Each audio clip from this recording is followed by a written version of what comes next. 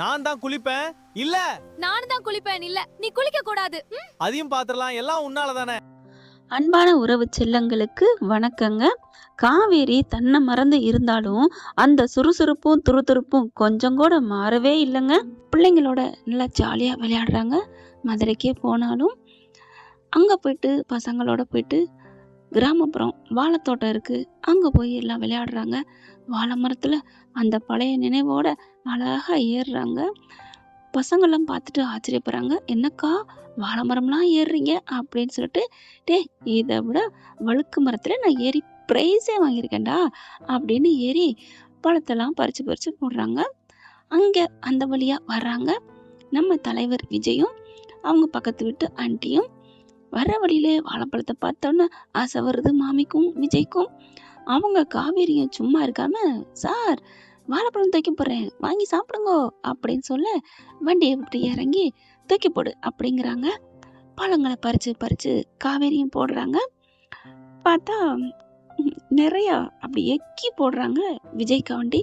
அதை பிடிக்க முடியாமல் அப்படி இவங்களும் ஜம்ப் பண்ணி பிடிக்கிறாங்க. விஜயும் காவேரி அப்படி தூக்கி போறேன்னு கொஞ்சம் ஸ்லிப் ஆகுது. அப்படியே சறுக்கி விட்டு டமான்னு வாழைப்பழம் மரத்தோட பொத்துக்கடின்னு கீழே விழுகிறாங்க. அப்படியே விஜய் மேலே விழுந்து 2 பேரும் விழுந்து ஐயோ அப்படின்னு ஆண்டி பார்க்குது. இவங்க என்ன பண்ணுறாங்க பசங்களாம் ஐயோ அப்படின்ட்டு அக்கா அக்கா என்ன காச்சு அப்படின்னு பதட்டத்தோட கேட்க, ஒன்றும் இல்லடா அப்படின்னு சிரிக்கிறாங்க. காதல் படத்தில் சந்தியா சிரிப்பாங்க இல்லையா, அந்த மாதிரி சிரிக்கிறாங்க. இவர் விஜய் பார்க்குறாரு, அடி பக்கி என்னடி கீழே விழுந்ததும் இல்லாமல் சிரிச்சுக்கிட்டு இருக்கியா அப்படின்னு பார்க்குறாங்க. அது சரி, நீ தரையில் விழுந்திருந்தா சிரிக்காமல் அழுதுருப்ப, விழுந்தது ஏன் மேலாச்சே, வலிக்கிறது எனக்காச்சே, எந்திரி அப்படின்னு கையை பிடிச்சி தூக்குறாங்க. அதாவது புஷ் பண்ணுறாங்க. நான் என்ன பண்ணுறது, எந்திரிக்க முடியலையே அப்படின்னு எந்திரிக்க பார்க்குறாங்க. ஆனாலும் எந்திரிக்க முடியல அவங்களால. அந்த அம்மா என்ன பண்ணுறாங்க, தம்பி எந்திரிப்பா, ஏய் பொண்ணு எந்திரி, யோ தம்பி எந்திரிப்பா, வீட்டுக்கு வேற போகணும், மணி ஆயிடுச்சு. காவேரி பார்க்குறாங்க, அடி பாவி யாரோ தெரிஞ்சவங்கன்னு சொல்லி விழுந்து பேசிவிட்டு இப்போ மணி ஆயிடுச்சுன்னா ஏன் ஆளை தூக்குறத பாரு அப்படின்னு சொல்லிட்டு செம்ம காண்டாகிறாங்க. உன்னை நான் எழுப்ப விட்டுருவேனா என்ன அப்படின்ட்டு விஜய் மேலே மறக்கா விழுகிறாங்க. ஐயோ காவேரி எந்திரிக்கிறியா என்ன அப்படின்னு சொல்ல, நான் எந்திரிக்கிறேன் பாஸ், நான் எந்திரிக்காம இருக்கேன், எந்திரிக்க முடியலையே அப்படின்னு சொல்லிட்டு அப்படியே மெல்ல எந்திரிக்கிறாங்க. ஆனால் எந்திரிக்க கூடாது அப்படிங்கிறக்காண்டியே வேணுக்கணும் விழுகிறாங்க. அந்த சமயம் பார்த்தா ஒரே சத்தம், அதாவது ஆளுங்க நடமாடுற சத்தம் கேட்குது. ஐயோ அக்கா தோட்டத்துக்காரன் வந்துட்டாங்க்கா, நம்மளை தோலை உரிச்சு போடுவேன்க்கா, நாங்கள் கிளம்புறோங்க்கா, நீ சீக்கிரம் எந்திரிக்கா அப்படின்னு சொல்ல, என்னடா சொல்கிற அப்படின்னு கையை ஊண்டிட்டு எந்திரிக்க பார்க்குறாங்க. அது நல்லா சகதியும் சேருமா இருக்கிறதுனால வலிக்கி விட்டு விழுகுது. காவேரி விஜய் மேலே அப்படி பொத்துக்கடின்னு மறுபடியும் விழுகிறாங்க. அந்த அம்மா பார்க்குது, ஐயோ இவன் பொல்லாதானாச்சே, இவன் என்ன பண்ணுறது, நம்ம போயிடுவோமா அப்படின்னு நினைக்க, அதுக்குள்ள அவங்க வண்டியில் வந்துடுறாங்க.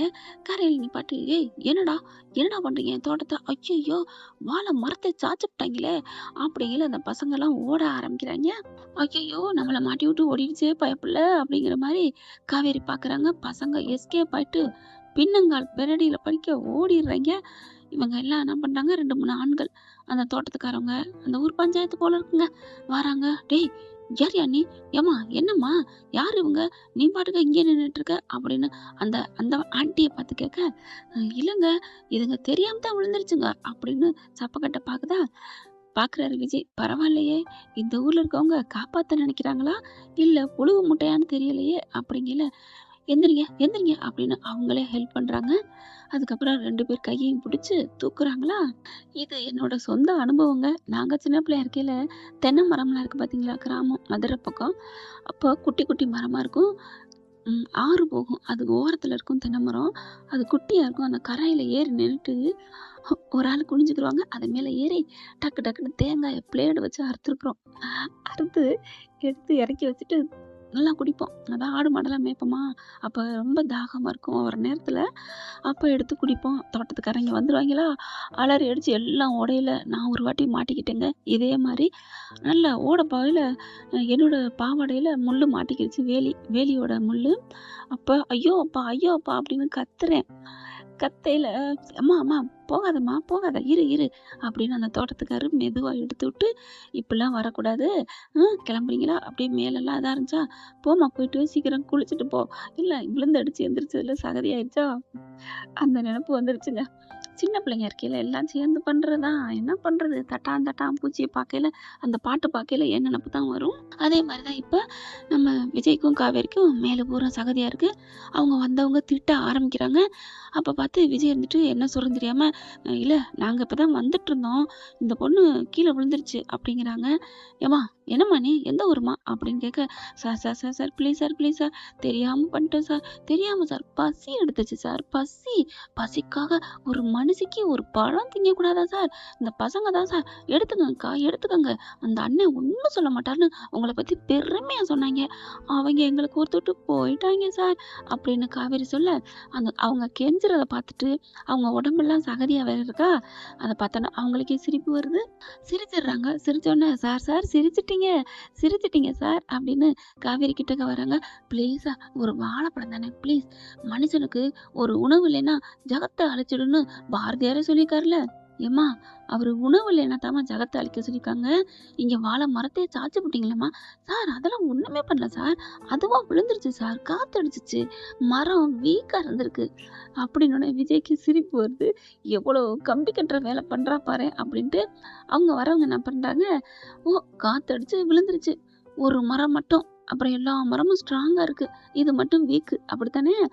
ஆமா சார் கரெக்டா கண்டுபிடிச்சிட்டீங்க சார், நீங்க சூப்பர் சார், அறிவு சார் அப்படின்னு காவேரி அவங்கள சொல்ல அவங்களுக்கே சிரிப்பு வருது.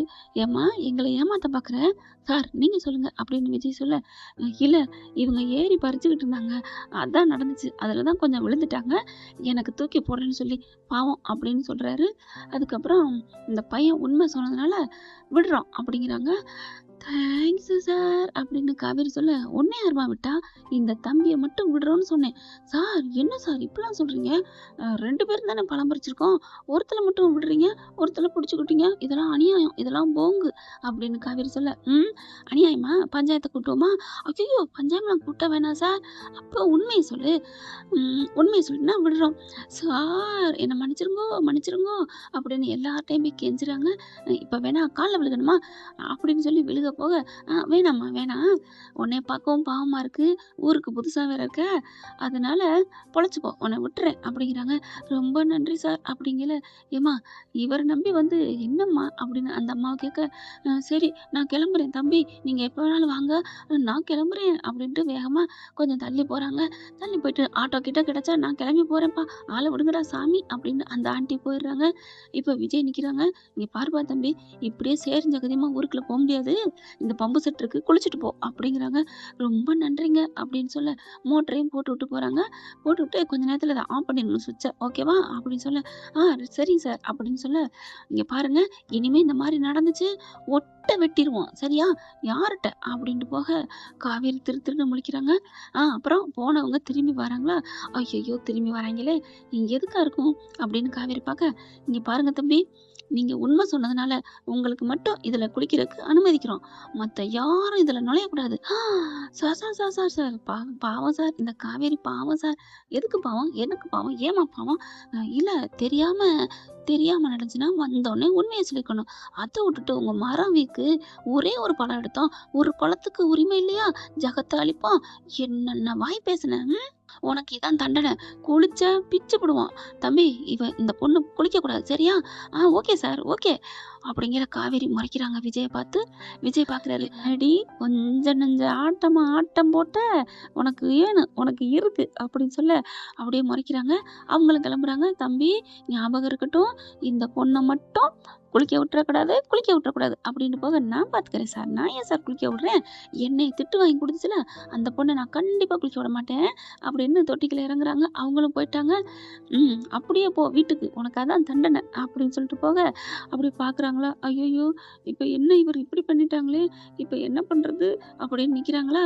இவர் விஜய் போயிட்டு அழகா மோட்டர் ஓடிட்டு இருக்கு, தண்ணியை பூரா எடுத்து குளிச்சுக்கிட்டு இருக்காரு.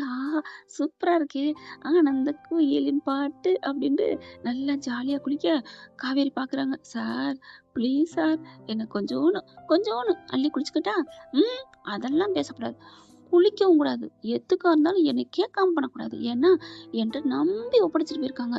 என்கிட்ட நம்பி ஒருத்தவங்க ஒப்படைச்சா நான் ஒண்ணும் பண்ண மாட்டேன். அதை அப்படியே கேட்பேன். அப்படியே நிக்கணும். தண்ணிய தொட்ட அவ்வளோதான் அப்படின்னு குளிக்க பார்க்குறாரு.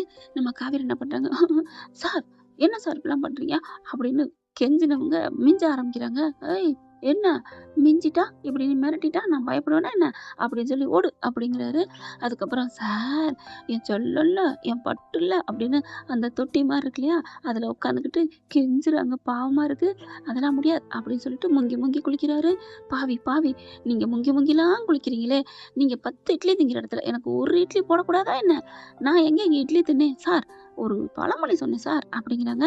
பழமொழி சொன்னாலும் கரெக்டா சொல்லணும், பொருந்துற மாதிரி சொல்லணும், ஓகேவா அப்படின்னு சொல்ல ஐயோ இப்படி பண்றானே அப்படின்னு சொல்லிட்டு அங்கிட்டு வாக்கியா பக்கம் போறாங்க. போயிட்டு மெல்ல தண்ணி எடுத்து ஊத்த போகல, ஏய் நிறுத்து நிறுத்து அப்படின்னு சொல்ல அப்படி பாக்குறாங்களா. சார் உங்களுக்கு மனசாட்சி இல்ல அப்படிங்கல. எனக்கு மனசாட்சி இல்ல போதுமா? உங்களுக்காக தானே சார், உங்களுக்காக தானே பாவம்னு அந்த பழத்தை தூக்கி போட்டேன், அதுல தானே விழுந்தேன், உங்களுக்கு மனசாட்சி இல்ல அப்படின்னு சொல்ல அப்படியே பாக்குறாரு. அந்த பொண்ணு நிக்கிற பக்கத்துல பாவமா இருக்கு. சகதி ஃபுல்லா மேல ஃபுல்லா அப்பி வலு வலுன்னு அப்படியே சில மாதிரி இருக்காங்க. விஜய் அப்படியே காவேரியை பார்த்துட்டு ஒரு மாதிரியா ஸ்லிப் ஆகுறாரு. நல்லா அழகா தான் இருக்கிறா. பரவாயில்லையே, அதாவது சகதி பூரா மேலு பூரா ஒட்டி போயிருக்கா, அதனால அப்படியே ரசிக்கிறாரு. சாரு நீ சைட் அடிச்சதானே சாரு அப்படின்னு சொல்ல, ஐயோ கரெக்டா கணிக்கிறாளே, அதெல்லாம் இல்லை அப்படின்னு திரும்பிக்கிறாங்க. சார் நீங்க என்ன சைட் அடிச்சீங்க அப்படியே மெல்ல என்ன பண்றாங்க, விஜயை கேட்டுக்கிட்டே அந்த தண்ணி தொட்டியில ஏறி கையை விட்டு ஒரு கையை அள்ளி தண்ணிய மேல ஊத்த, அதெல்லாம் ஊத்தக்கூடாது, இறங்கு இறங்கு இறங்கு அப்படின்னு சொல்லி இறக்கி விட்டுறாரு. அதெல்லாம் முடியாது அதெல்லாம் முடியாதுன்னு காவேரி தொட்டிக்குள்ள இறங்க பாக்குறாங்க. இவர் தள்ளி விட, ஓடி என்னை நம்பி கொடுத்துருக்காங்க அப்படின்னு சொல்லி இறக்கி விட, அந்த தண்ணி போயிட்டு இருக்கும்ல அந்த வாமடையில போய் நிக்கிறாங்க. ஐயோ என்ன பண்றது, சரி நம்ம இந்த வாமடையில குளிச்சிட வேண்டியதான் அப்படின்னு குளிக்க போறாங்க.